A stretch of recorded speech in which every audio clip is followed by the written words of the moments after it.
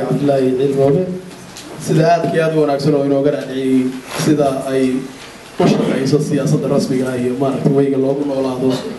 ودبنا نوعا وكلا أي مجال. إن كستو ما ضد بدنا إلى هذا وبتقولنا سيد طبعا كان سهرة إلى مركي ودنا كبر بري أي هلان refugee resettlement program أو invitation هالكان لأنه يكفي يستين لأنه يكون بري وهي نسكت أنا ما بربع عروتي الشنطة هذا ما فرتها هذا شيء كشتا ضبع واشي وتقرنا مالو والبارعة والناس يلو عيل لها ضبع كل مرة ونيجسار وضبك واحد كستيو سما يجسار أو هنكشرنا أنت as immigration مالور تونسن هوليس كشغل مركا للي يرى يعني leadership كا وكل ما هذا leadership ما كله هذا غير عندنا والله شان by birth من ده حال هذا وكل ما هذا you can gain it through education and experience هذا كله هو bottom up ما هم كان ما اللي هذا شان قاضي وزير قاضي هذه والله يا أبو ولي أنا هذا لبق ما هو الهوتيل لبق 2 bedroom hotel هذا ولي سومر واحد سومالي كتير وكل هذا ولي وزير بات go ahead رزمي كلمة لي وهذا ربع bottom up اللي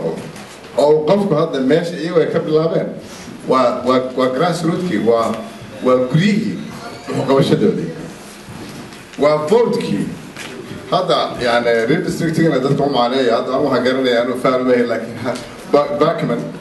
أو كلا كله سكريسي يعني how much أو يعني وحوي هاي يا كله سكريسي إنه يسيد دبك العيوشة ومثالي يعني وهو وين أنا مالني ويلكني محمود هذا كور بوت قالي دوي كانت الله هذا إنه وين قرين لا هذه ترى كله أي شيء الهي وبرسبشن كي إنه قولي سمها مركا وروح أوبا إنه حوي النجي وحنو بضلنا هاي outside the country أنا كيف فكرنا صار بحاجة صار لكن أنتي ندني جربا كون هولا إذا جدا حكي قوتان تون هانتي وقوة نوتري كرام مستقبل أنا الصومالي وتري كرام نظر لي هي الصومالي قوة عوكر مركز نقطان كونغرس معنا كونغرس 1 مركز نقطان سنتر والرجل دورة مركز نقطان بوزيشن جوفرن نقطان أما الديستريكت هي حتى كونسلية ست كونسلية قاعدة وحال نقولي سان روح وحق وكر أمديس وحال قررت طف politically influenced Muslim وحاوي كمتي مع هذا الشيء مركا أنا حامين day in day out in الزيارة هاي إن أنا سبورت كريو عبد القادر على من اللي هذا عبد القني على حاجة سؤال الحقيقي عبد القني قرداوي هي وتقارن وإمامك مسؤول شافعي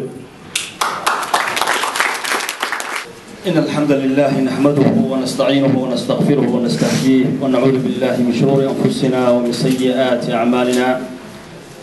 من يهده الله فلا مضل له ومن يضلل فلا هادي له وأشهد أن لا إله إلا الله وحده لا شريك له وأشهد أن محمدًا عبده ورسوله صلى الله عليه وعلى آله وأصحابه وأتباعه الذين غضوا بالحق وبه كانوا يعدلون أما بعد أنت كبعدي وحدي بنتي وعدي يواناها إن الله سبحانه وتعالى نحسيه ولكن الشيخ أحمد إلهي سبحانه وتعالى أول مريو فنوصل دولي بنتي ضد المسلمين تعالى إلى وجدان ما في عنا يسوي ماذان إن الله سبحانه وتعالى نحسيه مركب حمد بقول نقول مايو وحدي وعدي جزاكم الله خير برنامج كان يسوي يمين inkastoo hay waxa ma la og yahay inaan reer mudug ahay oo markii soo gaadhay buu waqtiga hor midii baa ka haray marka soo galnaa insha Allah barnaamijkan la isugu yimi anigu maanta la bilaabay wala yaabana runtii laakiin maanta marka aragto inay rumowday waxa la arkaysaa maamaha Soomaalida oran jirtay wixii u go'o rabbina aqbalo way rumowday اسمع مري اسمع أحمد بابا يراي ما كمله بلدي كان ناس المقاهي أقولي ما كنت يري وحرمنا قافك دجان كانوا سنسيه هنا خبز اللون وحدث شيء صور كيوهرة ودجان قوها إن الكتب نودنا أنا قصان وقريبا يقاف كانوا قريبا ورمي سوتوري اسمع يرني وأروه انتهى الكبر الجسوم ما شارك بابتره taageero badeeq laga doonay eraygu horeeyay markii uu soo xaqay ku imaanay ayu arbiyo maan hormoonada isma seemaartay usmeeyna على حال ويكون دارين أنا والله يا بنتي واحد لقي يعني هيرك الغنائي ومارك لو قلت ولا يقابها وصل من الدجمة وصير دحي وكانوا بيمي برهانه بتاعن ضد عن قياس كنت وقنا راس MJ يو عثمان أبو شيخو أو شيء إنه دور قفوا إسلام عامي وقابت هالكان إذا كنا جوجان برهان محمد جامع أنا عثمان أحمد يمكن إذا حسين كستيلي ومكان يو فاضمو محمد وعيدو لما يوم مكان مركب وحنا شوف القاني طبعا كي سنة وهالمرة واحد على تركوب مركب لما يسترو حافظها إنه كاركون اللي سكوت الدرجانو كلا زوجو مركب دستريكني كاسان رمينا كذا يقولوا أنا فكر أنت ده الصوماليات كوسو مركب سانكسان قاعدينا الدستريكتي كوه حسامين كلي على تا دمان سياسيين تشرح حسا waxaana la sameeyaa 10 sano halba sida la socotaan waxa weeye xaafaduhu qaarkoodna waa laga guuraa qaarkoodna waa lagu soo bataa marka waxaa la sameeyaa wax yar jaangooyin baa la sameeyaa jaangooyintaas waxa weeye tusaale ahaan xaafadda haddii markii hore halkan anagu aan deganahay waxay ahayd guurtuuba ahayd haddii lagu soo batay tirada ugu badan maalan 30,000 baa maximum laga rabaa marka haddii 30,000 ay dhaaftay xaafaddii ma sii ahaan karto inteedii marka in qayb ka mid ah la gooyo xaafad kale oo dad tirada ka yaraatay lagu daraa waxayna dhacdaa 10 sano hal mar waxayna ka dhacdaa Mareykanka oo dhan waana lagu sameeyaa dhamaan u yeero عبد النور صالح أو background candidate كشكل دون 5 minutes please. بسم الله الحمد لله والصلاة والسلام على أشرف الأنبياء والمرسلين سيدنا وحبيبنا محمد صلوات الله وسلامه عليه روح ولباء انت هو همجيسو غارسيسن yahay ayuu hantiyaa hadaan dadaalkiisu hagran hogaankuna waa tayada toosinta iyo saameyn ku yeelashada bulshooyinka guud waa awood waa xirfad waa haybad loo habeeyo hanaanwadaha wanaagsan ee ummadda horkaca hadaba waxaan ugu bishaareynaa dhamaan dad yowga ku dhaqan xaafadda lixaad ee magaalada Minneapolis musharax iyaga kamid ah oo u tartamaya xilka golaha deegaanka ee magaalada Minneapolis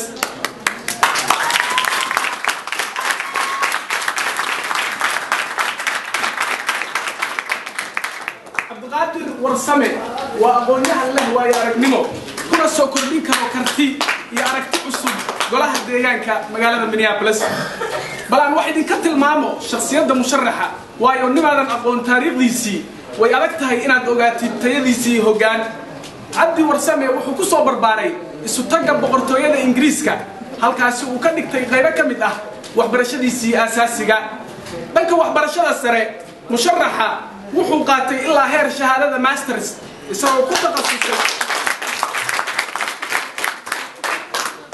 ku taqasusay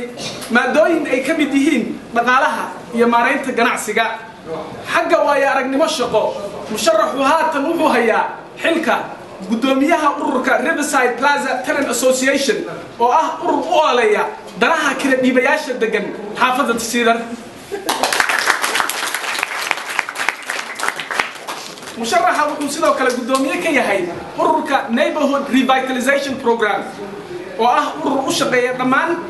كشقية ضمان حفلها مقالة مينيابوليس كان الشقية نولين تأذيجيد بالشدة يدبوا بالنامين تبلع جوريها يحفلها مقالة مينيابوليس عبد القادر ورسمه وحوك لو كم يدها أساسياشي أورك سمفلك يهرمرين تأيهان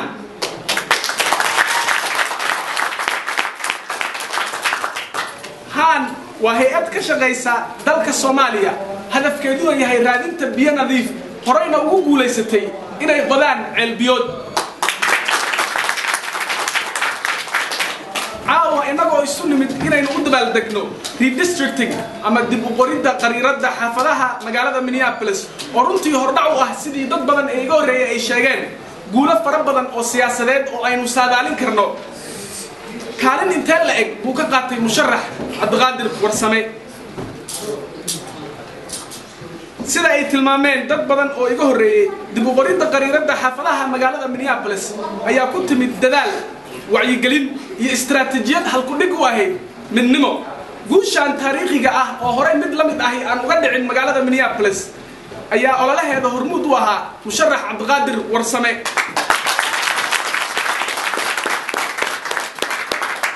musharaxa ayaa ololahani ku muujiyay khibrad abaabul isxilqaan iyo saaxiib samayn.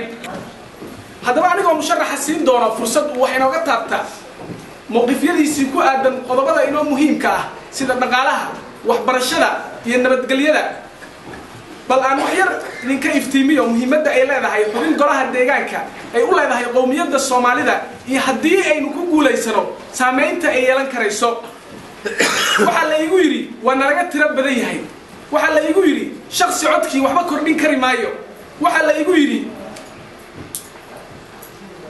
horey Soomaalidu ugu guuldareysatay xilal noocaas oo kale inay u tartamaan. balse anigu waxaan leeyahay xubin rag isku wajahay hadday xeelka ka cadaato afku wuxuu la xoog yahay magliga xawda ka jara ee taasi waa tuduxurtiyay.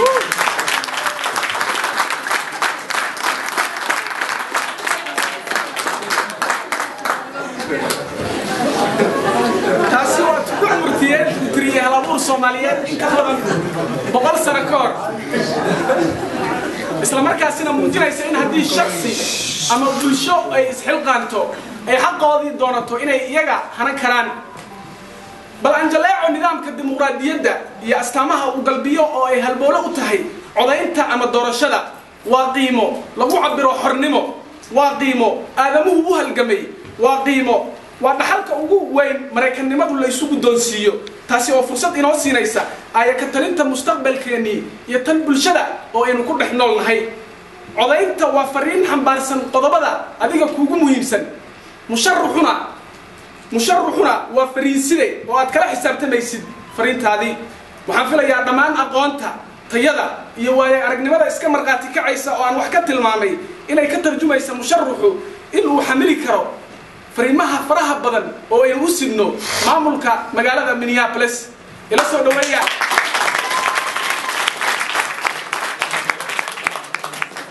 ila soo dhaweeya saaxiibkay musharaxeennii xaafadda lixaad ee golaha deegaanka magaalada Minneapolis Cabdiqaadir Yaasiin.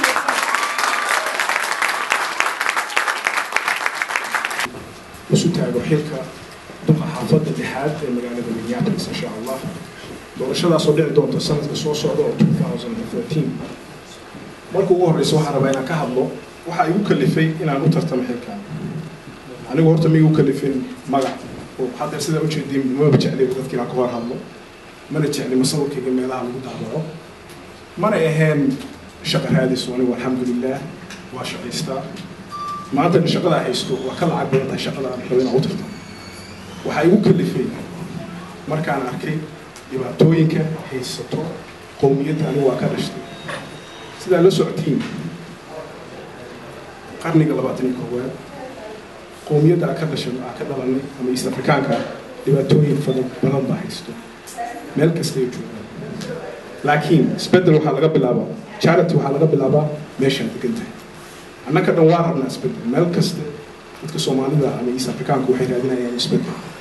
laakiin isbedelku inaan ka bilownaa hoyga degannahay. maantana hoyga degannahay waxa weeye waa Minneapolis, magaalada Minneapolis oo ka mid ah saddexda magaalood ugu muhiimsan diaspora Soomaalida. mid waa London oo anigu ku soo koray, midna waa Toronto oo Canada, mid saddexaad waa Minneapolis. Minneapolis waa magaalooyinka ugu muhiimsan qowmiyaddeena. dhibaatooyin aad u fara badan baa dadkeena haysato. haddaa dhibaatooyinkaas xogaa ka taabto waxaa ka mid ah dhinaca guryaha. anigu hawsha hadda ka shaqeeyo waxaan arkay dadkeena oo 98% ah dad renters ama dad kira ku jiro inay dhibaatooyin fara badan haysato. dhinaca inay ogaadaan kaliya xuquuqda ay leeyihiin iyo mas'uuliyadda lagu leeyahay dhinaca guryaha. dhibaato waxay naga haysataa waxbarashada. waxaad arkaysin ciyaal iskuulla dhigto oo aan aqoon sida wax loo qoro ama qof 18 sano dhaafay dalkan ku koray oo ingiriisna aan aqoon, Soomaalina aan aqoon, afjinni ku hadla.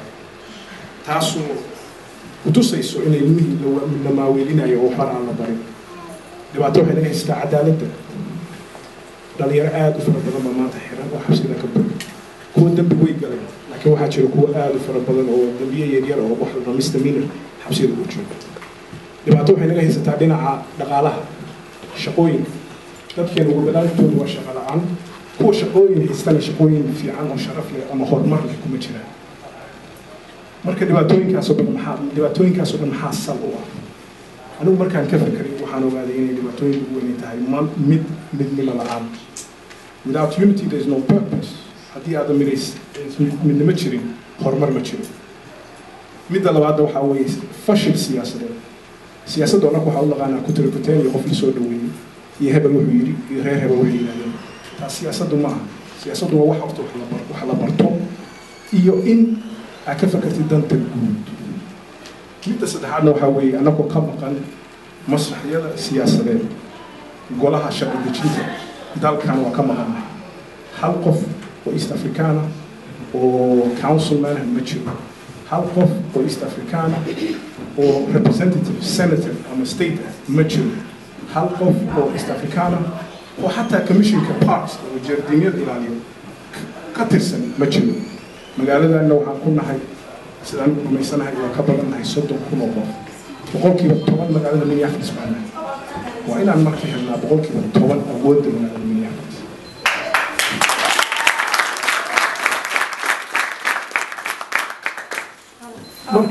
markaan bilownay hawshan oo dib u qaabeynta oo redistricting dad baa nala yaacay waxay yidhahdeen waa waalantiin magaalada Minneapolis maabkeeda loo bedeli kartiin wax la samayn kara maaha waa fantasy wax maaragtay riya maalmeed weyn annagu horta marka hore waxaa samaynay waan ku dadaalnay inaan fahamno sharciga dib u qaabeynta horta sharcigu muxuu ahaa sidee wax loo bedelaa yaa bedelo yaana waa talada dadka ka go'o commissionku muxuu yahay maxay ka kooban yihiin horta annagu wixii baa darsan waan akhrinay dadka ku jiray dad aad u khibrad badan baa ku jiray kaligay maan yar kale waxaa jiray Xuseen Kastari oo maanta nala joogay oo ah nin 2 master degree haysto oo aad u dadaalay wixiina waa isla fahamnay waa isla darsanay markii dambe waxaan soo saarnay map annagu aan samaynay oo dhalinyaro East Africana dhalinyaro Soomaaliyeed ay sameeyeen map magaalada ka turjumayay reality ka jirta magaalada Minneapolis 3 bilood ka bacdi waa la qaatay mapkeena laakiin maxaa lagu qaatay waxaa lagu qaatay waxaan muujinay markii ugu horreysay taariikhdeena dalkan aan degannahay midnimo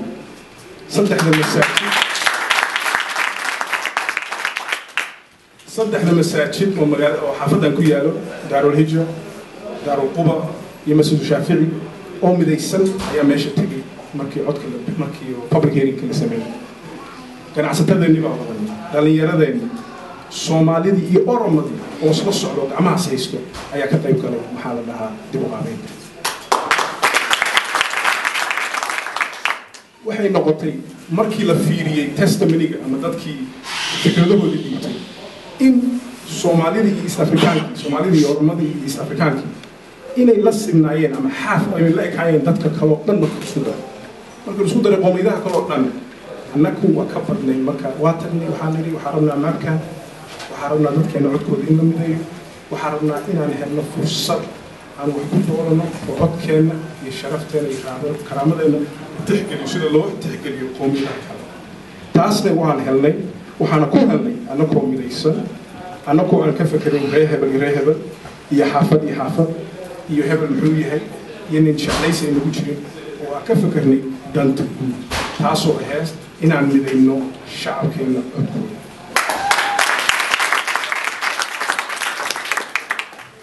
walaalayaal horta waxaan idin sheegayaa inaan maanta horta anigu xilkan waxaan ogahay 16 bilood baan dhiman waqti dheer baan dhiman hawl adag baan sugayso hawsha ugu adagna waxaa weeye inaan dadkeena midayno haddii shacabkeena aan midayno aniga kaliya maahan 10 kaloo Soomaaliya soo bixi doonto waxaan heli doonaa qof Soomaaliya insha Allah councilman qof Soomaaliya commissionka park boardka ka tirsan qof Soomaaliya East Africana Oromo ama Soomaaliya oo ka tirsan state representative oo senator ka noqdo St. Paul oo congressman ka noqdo St. Paul xataa waxay bedelaysaa sida loo arko mujtamac waxay noo arkaan dad kala daadsan dad aan dantooda aqoon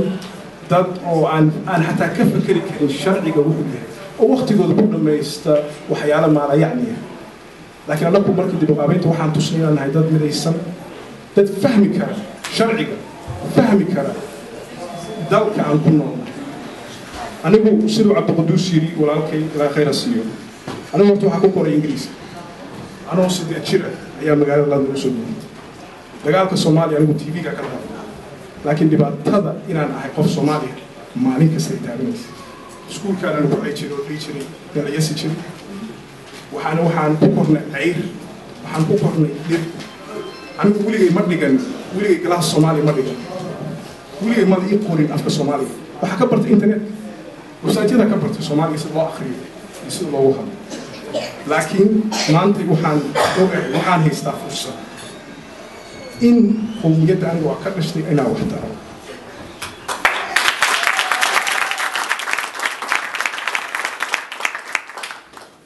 وحان الربا إن أبي رشد وحانو بحنا عدكي وحانو بحنا هاي ماكي وحانو بحنا هاي أقلي يا قنتي وحانو بحنا إن أنا قلب استيقظ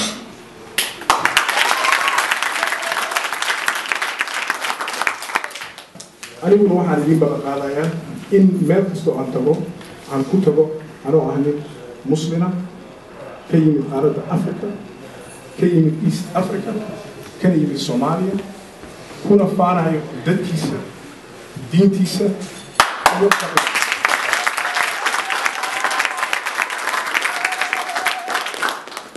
مالين دوي باو ير صاحبانا في الويل عبديو إيو حفلتنا ما كنت بتي الهوتيل وين حلت ما كنت أما هول روح بدن مركز حاولت شو حاولت شو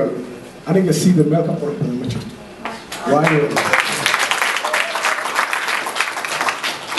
وايو أنا بسيد الوقت جناه وأنا كشقية وأنا أوجع يسيد الشدة كذي نجي شويين قولي هذي حاجة فول هين كل رفن فني لكن روح الوضعك روح الوضعك هذا السيد وانا إنا تصنع إنا نسمع كفنو ونحل قد يلا كفنو أنا ومركا وقت من كل ميناي هو وين بنسويس إن شاء الله وانا سلام محالتها هل قدر بتشوف إن شاء الله إلهي حتى إلهي تلا سارت إنه وحكي سوى هي توتا كونا سوتي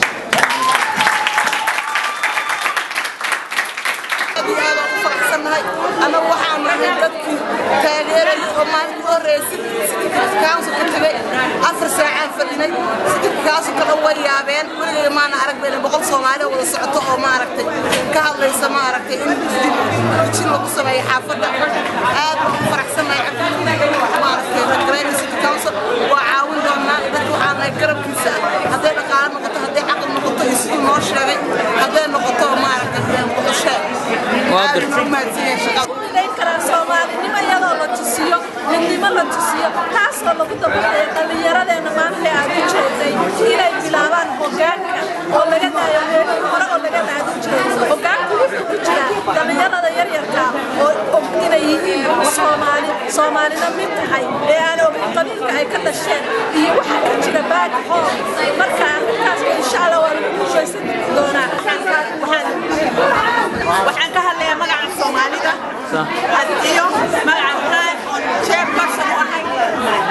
everything starts small. The city council it's not going to be a surprise.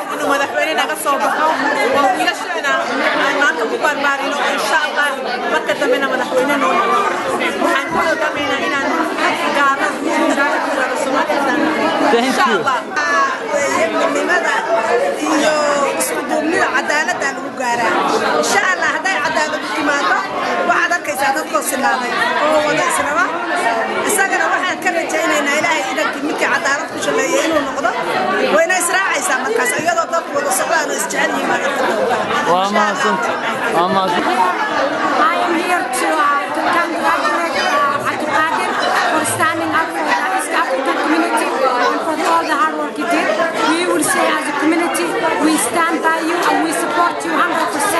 and we will get it there with hard work and coming together as a community. Thank you so much. Okay, sidoo aragtaa maanta barnaamijka halkan lagu qabtay iyo guusha u soo yeetay Soomaalida barnaamijka meesha waxaa aad iyo aad u farxsanahay shirkaansan oo nin dhalinyaro oo maaragtay aqoon-yahana